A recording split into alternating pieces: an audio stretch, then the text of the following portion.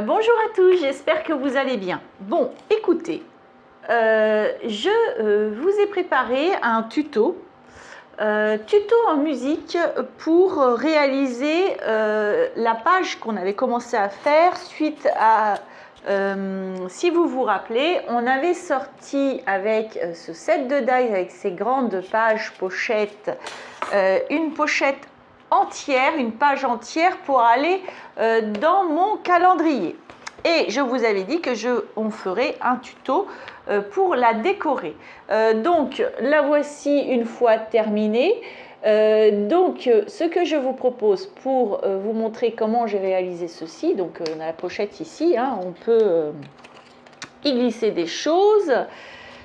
Là j'ai une chute pour vous montrer. Voilà, voyez, on a la pochette qui est conservée.